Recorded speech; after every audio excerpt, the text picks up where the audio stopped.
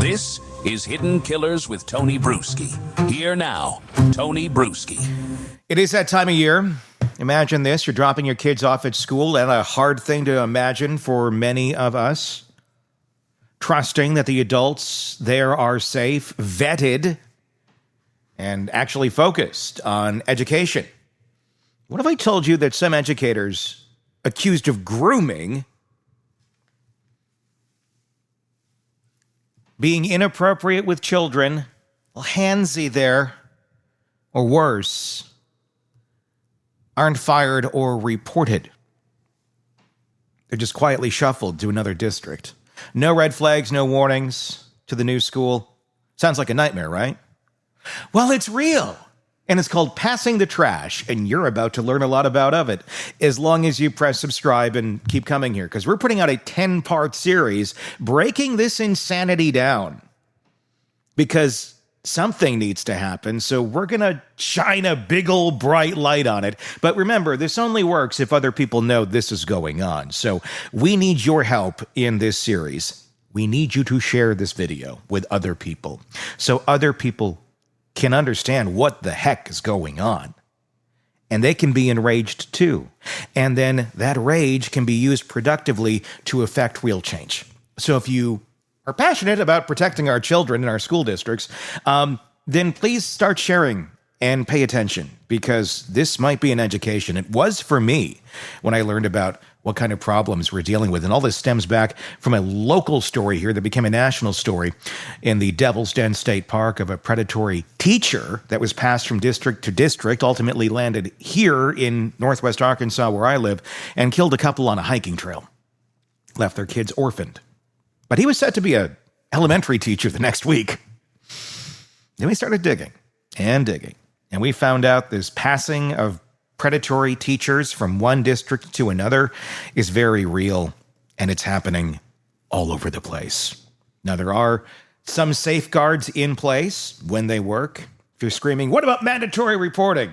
Well, turns out it's not so mandatory, or at least a lot of people don't view it as such when it really is. There's a lot to get into here, so buckle up. I will also say this. We are going to have to use the language that YouTube likes us to use, because our vocabulary gods over there that tell us certain words might make people feel icky, even though we're discussing a very serious issue. We're going to have to use like super soft language so we don't get flagged, so this message can get out and you can hear it and you can see it and you can learn about it without YouTube saying, oh, that's too icky for everybody. Let's not put that out there. Okay? So terms like SA, you can assume what that means. These other terms we're going to have to be a little bit creative with as we go along here, and I don't know what words I'm going to use, but I'm going to do my best to not get flagged so we can get this message out there. Again, this only works if you help. So please do share. We got 10 videos coming on this subject, and we want them to be heard, and we want them to be known. It's not for clicks, it's for awareness, so this problem can maybe finally get some sort of effective change going at it. We're going to try getting more of a movement going here. And there are many of them all over the country, but we need some overall organization and push. And it comes from the parents. So that's on you guys. I'm a parent too. I'm doing my part by pushing this out there. Help me push it out there so we can affect some change here and get safer environments for our kids in public schools. So in this first episode, we're going to be breaking down what it is, what happens, and why it's a ticking time bomb for our kids. We're going to dig into statistics, the laws that are failing, and the real-world impacts that have left families devastated. Knowledge is power here, and we're arming you with the facts to help push for change. So, let's start with the basics. Passing the trash. I learned about it too recently. It's a term used in education circles for when school districts let problematic teachers or staff resign without documenting or reporting their alleged misconduct. But they're mandatory reporters, you say. You're damn right they are. But school districts don't always do that. They handle it within, because mandatory only means mandatory if it stacks up to what they define, they believe mandatory is, And then maybe it'll be reported or not. Or we handled it. We don't need to report it. They really do. They don't. So instead of alerting authorities or future employers, they provide neutral references or even positive ones. Yes, prepare to be blown away in this reporting, okay? Prepare to be blown away by the amount of stories we're going to be talking about here in the next 10 pieces that have principals and district administrators giving positive referrals, not just employment dates, not just they were here from May 31st to whatever. No. Literally giving positive references to people they knew they had complaints about. Serious complaints. SA complaints. Allowing the person to land a job elsewhere. That's how it's like the Catholic Church in a lot of ways. It's like handing off bad apples without saying, hey, this one's rotten. It's been sitting in a pail of worms for a while, and you might not want to eat that. This is a beautiful, shiny apple. Here's a piece of paper that says this is a delicious apple. Good luck to your kids. It's out of our district now. Out of sight, out of mind, right? Unfortunately, that's how a lot of districts handle this. Well, at least they're not getting our kids, right? No, they're just over here a couple districts away or another state away, essaying those kids. Glad you got rid of them? Sure. Are you proud that you just passed it off because you didn't want the bad PR? This practice has been around for decades, and it is still very rampant in 2025, despite laws aimed at stopping it. The problem is these laws never go quite far enough.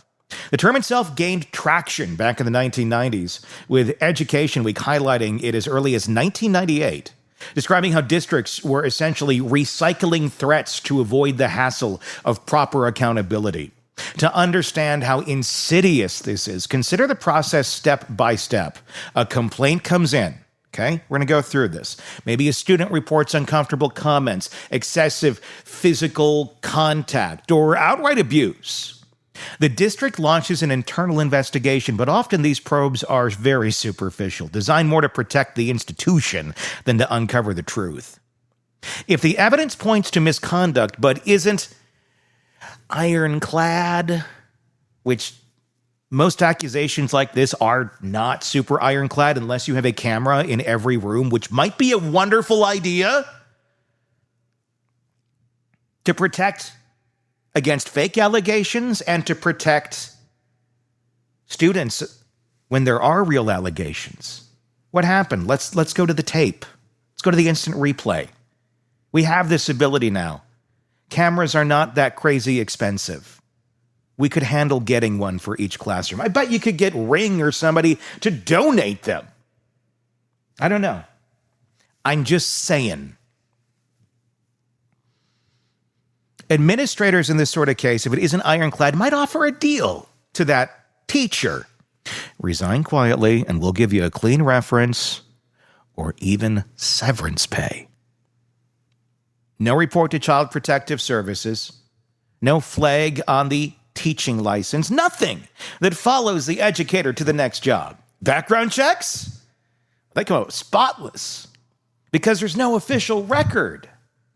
This isn't a glitch. It's a deliberate workaround that prioritizes adult convenience over child safety.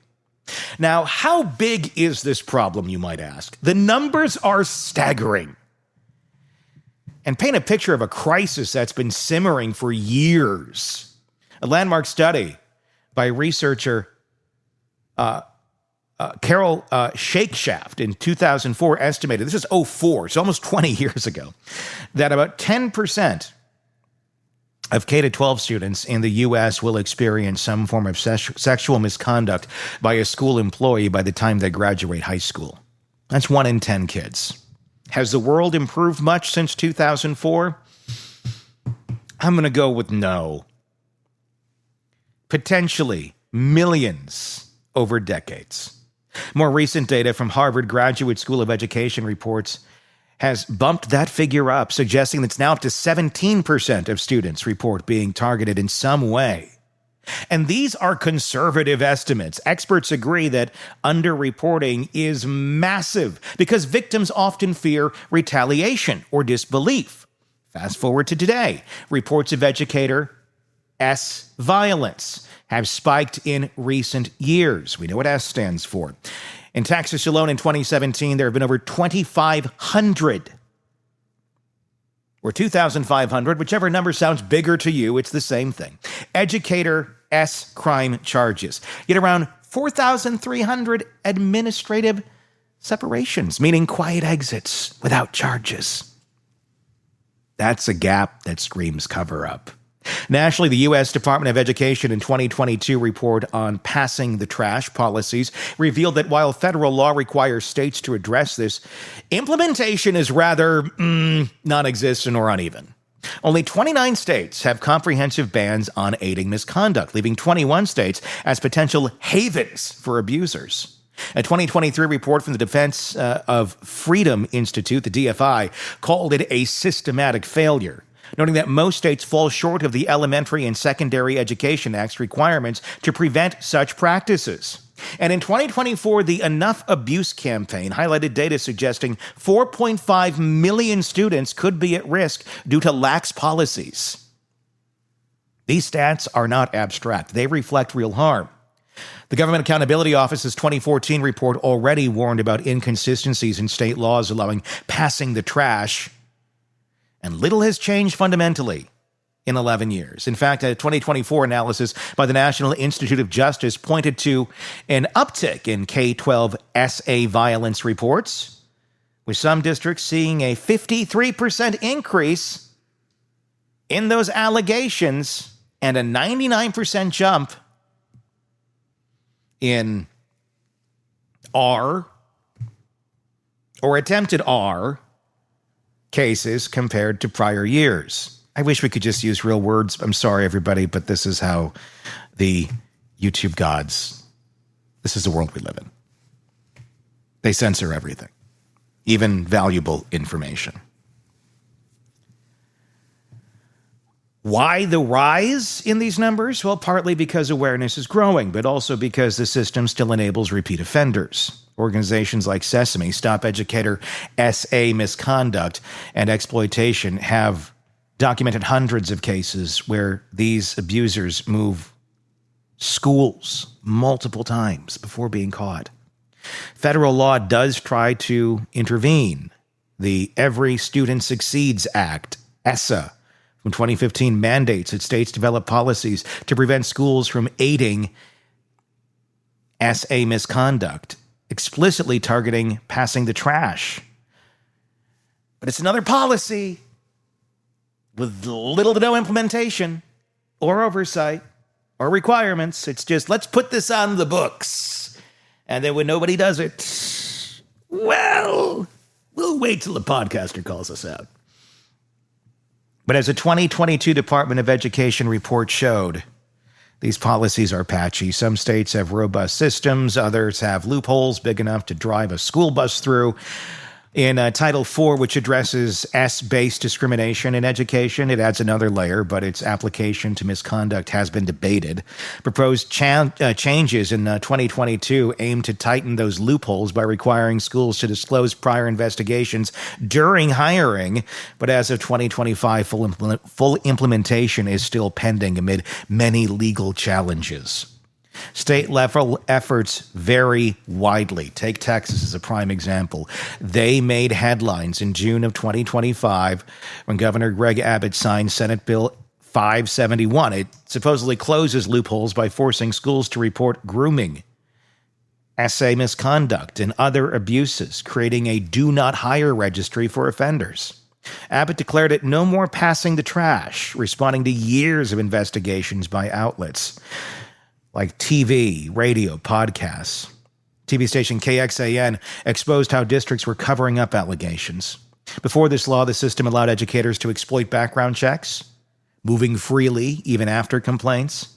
Contrast that with states like Ohio, often criticized as a holdout. Advocacy groups there point out that Ohio's weak laws have led to generational abuse with passing the trash, normalizing dangers for kids, and posing interstate risks as these abusers cross borders.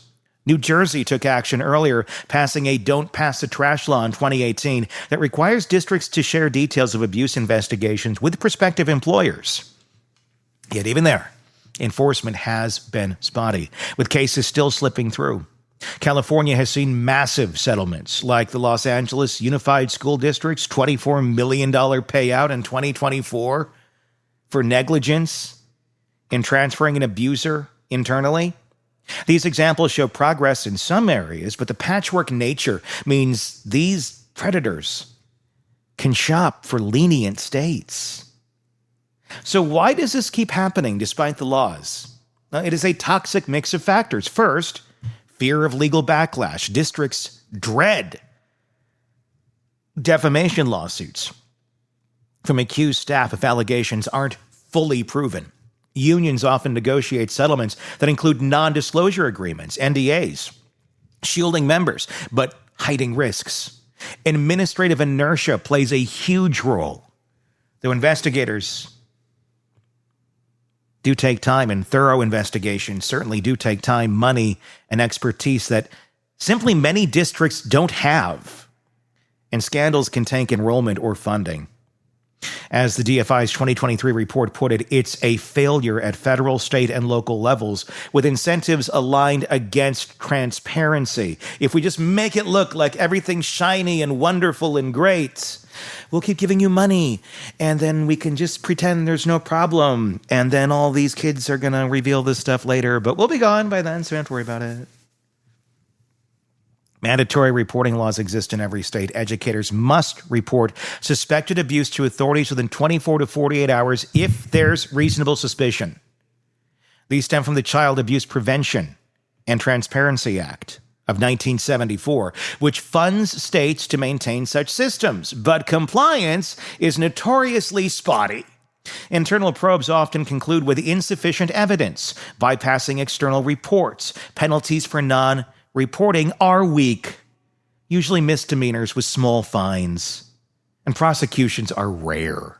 A 2024 Enough Abuse report noted that only about 5% of administrators and teacher reports on misconduct reach authorities, leaving the rest buried. This issue isn't confined to public schools. Private institutions often evade stricter public reporting rules, shuffling staff with even less oversight. Interstate moves exacerbate everything. Without a national database, a teacher flagged in Texas can start a new in Oklahoma. Proposals for a federal registry have been floated since 2010s, but they've stalled due to privacy concerns and bureaucratic hurdles. You know, where everything goes to die. Because we keep electing the same morons that allowed this to happen. The human cost is devastating and far-reaching. Kids who endure this trauma often face lifelong struggles, depression, anxiety, trust issues, and higher risks of substance abuse or self-harm. Families are shattered, pursuing lawsuits that yield settlements like the $8 million from New Mexico districts in 2017 for failing to stop an abuser. But money can't undo the damage. Victim stories shared in reports like a 2024 Harvard podcast on educator misconduct reveal patterns of grooming that start subtle and escalate, leaving scars that affect education, relationships, and mental health. Public outcry is growing, especially on many platforms. Some recent posts about passing the trash on X, talking about the case of the Arkansas teacher that was accused of double murder and admitted, allegedly, to it. I've been covering that case right here since it started. In fact, that's what brought us to this conversation, was looking at his history and going, oh, that's a big one we should talk about. That's a problem much even bigger than this guy. He shifted from state to state. He's going to start being a teacher in an elementary school now, like, as I'm recording this. Today would have been his first day. I know people who would have been in the room with him as they bring everybody in. All the teachers come in for their first couple of days and orientations and all that stuff. Would have been right in there if he had not been caught. But thanks to you guys watching and listening and replying to the warnings and letting authorities know, hey, here's a vehicle I heard about. Here's the guy that was described on the podcast. I think it's him. They got him. One user called it all terrifying, demanding laws to stop it. Another highlighted local cover-ups where teachers resign after allegations but keep teaching elsewhere. Parents and advocates are furious with threads discussing how NDAs silence victims and enable repeats. In Ohio, discussions rage about the state's role in normalizing predators in schools with calls for zero tolerance. Now, we've covered a lot here in this first segment, but it's just the foundation. Like I said, we're going 10-part here. We're going full-on exposing this crap as best as we can, and understanding that passing the trash is the first step in this case to dismantling it, okay? In upcoming episodes, we're going to dive into real cases like Andrew McGann's deadly path across 3 states and many, many others as well. This is not a rarity. This is happening all the time, all around us, in districts, probably yours too. So, this only works, like I said at the beginning, by you guys communicating, sharing this message, and taking action. So, to start off, it just takes a share. Do it. Put us on your social media. Put this video out there. Share it. Like it. Do whatever. Anything you can. Comment. Let people know this exists, that this is a problem. And I'll keep feeding you more and more content on this, more and more backing this up as being the problem it is every single day. We got 10 videos to really blow the top off of this. So press subscribe, share this information, and then check your state's laws. You can use some resources from Enough Abuse or the Department of Education. Contact lawmakers, demand transparency, harsher penalties, and a national registry. Your voice does matter in this. Change will only come if there is enough public pressure and outrage, and it is high time that the outrage comes to the surface. So please, let your voice be heard. Let other people know about this story. And like I said, we got a lot more coming to you on this. We are going to break this down and expose the hell out of it. I'm Tony Bruschi. Press subscribe, and we'll talk again real soon. Want more on this case and others? Then press subscribe now and don't miss a moment of true crime coverage from Tony Bruschi and the Hidden Killers podcast.